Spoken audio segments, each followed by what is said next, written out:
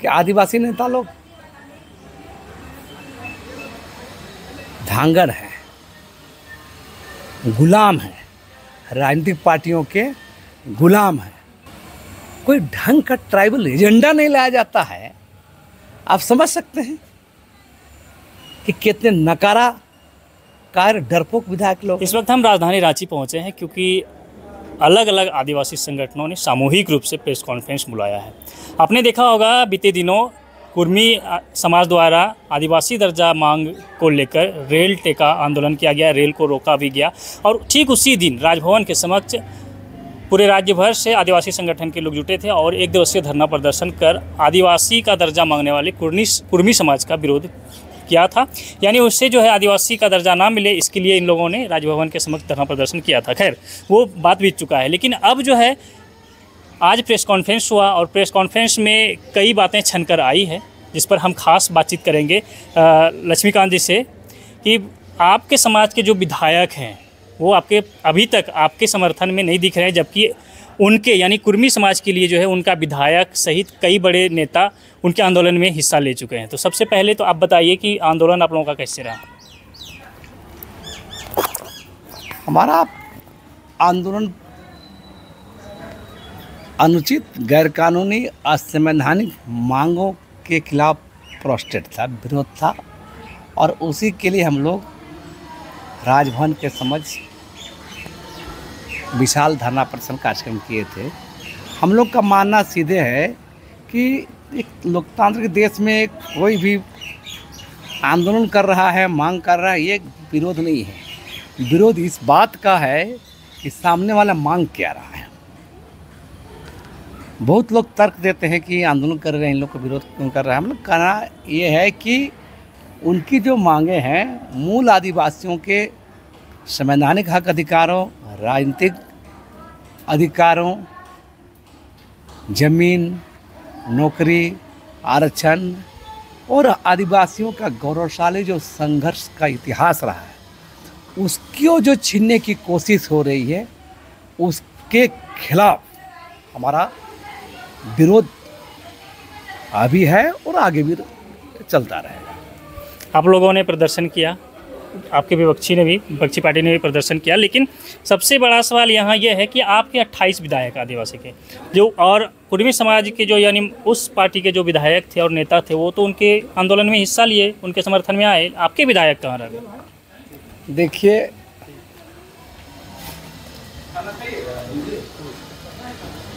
इस आंदोलन में मूल रूप से दो ही पार्टी सामने आया है।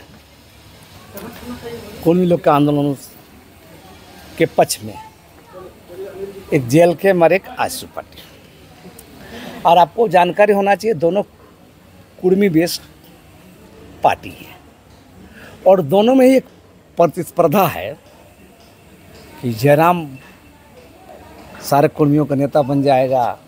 पहले सुदेश महतो नेता हुआ करते थे, तो छीना झिपटी में समाज में कौन चैंपियन बनेगा बोल के उन लोग की लड़ाई है और इसीलिए उन लोग साथ उतरे। सब कुर्मी विधायक लोग नहीं उतरे हैं, है ना। तो आशु के विधायक, आशु के सांसद और जयराम महतो और दोनों पार्टी के नेता लोग रही। बस आदिवासी नेता लोग का जहाँ तक मेरा मानना है, आदिवासी नेता लोग, मैंने प्रेस कॉन्फ्रेंस में भी ये बात को कहा है कि आदिवासी नेता लोग धांगड़ हैं, गुलाम हैं, राजनीतिक पार्टियों के गुलाम हैं। इन लोग बेशरम लोग हैं। आरक्षित सीट से 28 विधायक जीत के आए हैं, 5 गो सांसद जीत के आए हैं। नकारा, कायर, डरपोक लोग हैं। आप रिजर्व सीट से जीत के आए हैं। बेशक विधायक सबका होते हैं, सांसद सबके होते हैं, लेकिन जब आरक्षित सीट से आए हैं, आपको समझने का राइट का मामला है, तो इन लोग को समाज के पक्ष में खड़ा होना था। दूसरी बात, जो कुर्मी लोग का आंदोलन को हम सीधे सीधे केंद्र सरकार, भाजपा, एनडीए संपोषित, संरक्षित और अघोषित तौर से पराजित आंदोलन मानते हैं और ये बिल्कुल मैच फिक्सिंग आंदोलन है। ऐसे क्यों मानते हैं? ऐसे इसलिए इतने बड़े पैमाने पर सरकार का हजारों ट्रेनों का परिचालन बंद हो जाता है, करोड़ों अरबों रुपये राजस्व की क्षति हो जाती है, लाखों यात्रियाँ परेशान हो जाते हैं, फिर भी भारत सरकार एक्शन नहीं लेती है, तो इसे क्या समझा जाएगा। तो स्वाभाविक है। और जिस आंदोलन को हाईकोर्ट ने, कलकत्ता हाईकोर्ट ने इलीगल घोषित किया है, तो ये खेल जो चल रहा है और ये सब हम लोग आदिवासी समुदाय के लोग देख रहे हैं इस पर। और हमारा सीधा मानना है ऐसा किसी भी तरह का प्रयास का हमारा विरोध जारी रहेगा। तो ये कहीं ना कहीं बीजेपी समर्थित आंदोलन था। बोल रहे हैं इमेज फिक्सिंग है, साठगांठ का आंदोलन है। ये साठगांठ का आंदोलन है, ये आपने बता दिया। हम फिर घूम के आपके ही सवालों पर आते हैं, आपके विधायकों पर आते हैं। आपने कहा कि राजनीतिक पार्टियों के गुलाम है आपके विधायक और सांसद, तो कैसे है, और अगर है तो अब आपके समाज यानी आदिवासी समाज उनको लेकर क्या कदम उठाने जा रहे हैं? मैं कह रहा हूँ, आपको बता दूँ, इससे पहले जो सदन चला था 1 महीना 3 दिन का, झारखंड का नए विधानसभा में, पुराना विधानसभा में हम लोगों ने आदिवासी विधानसभा का आयोजन किया था। और आपको जानकारी दे दें कि 28 को रिजर्व सीट से विधायक जीत के आए हैं, 2 को सामान्य सीट से जीत के आए हैं। और 1 महीना 3 दिन का सदन में कोई ढंग का ट्राइबल एजेंडा नहीं लाया जाता है। आप समझ सकते हैं कि कितने नकारा कार्य डरपोक विधायक लोग हैं। तो हम इसलिए बोल रहे हैं, ये लोग पार्टियों के गुलाम है, नंबर गेम के तहत इन लोग सत्ता सरकार पद में रहकर मलाई खाने वाले लोग हैं। इन लोग को समाज इनको कुछ करना वरना नहीं है। और इसलिए आप देख सकते हैं कि जो स्थिति सामने है, लेकिन आदिवासी समुदाय का जो मामला, हमारा समुदाय का जो मामला है, हमारा समुदाय देखिए मुगल से लड़ा है, ब्रिटिशर से लड़ा है,